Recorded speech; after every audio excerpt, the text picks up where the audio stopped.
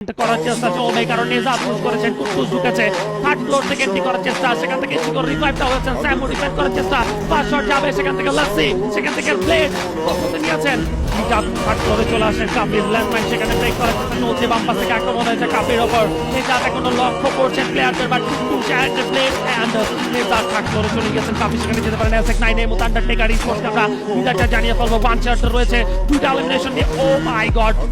হচ্ছে কি এই মুহূর্তে জেপি রয়েন্টি করেছেন, ফ্রিকে দেখা যাচ্ছে আশেপাশে, এবার পিছন থেকে আক্রমণটা আসতে পারে আর স্যারদের কাছ থেকে ক্রেজি রয়েছে,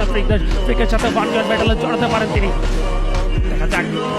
এই মুহূর্তে ওয়ান শটকে, ও মাই গড টাইপের কাছ থেকে চড়াচ্ছে না, আগের উপর ব্লেড প্রস্তুতি নিয়ে ফেলেছেন, ডাউন টাচ ব্যাক অফ ব্লেডের, ইয়াপা ব্লেড করেছে ডাউন, ব্লেডের ডিসকানেক্টেড কল, স্কাইলার ইউজ হচ্ছে, এফজেলের চার্জ হচ্ছে, সেখান থেকে এই মুহূর্তে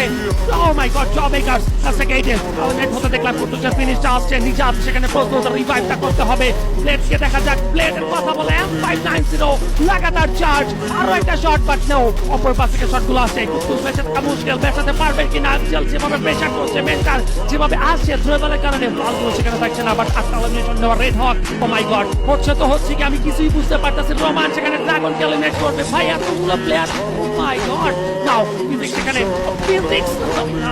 ডাউন করেছে, সেখানে নেও ডাউন, টাইপ হবে ডাউন, সেখান থেকে রোল ইউজ করতে এক্সামিনে হয়ে গেছেন, আর আজকে এখনো সেই ফাইটে এখনো বেঁচে আছে, একটু সামনে কুটুস লক্ষ্য করা হয়েছে, টোটাল ইউজ হচ্ছে লোকেশন এক্সপোজ, একটা 1v3 ব্যাটলে চলিয়েছে কুটুস,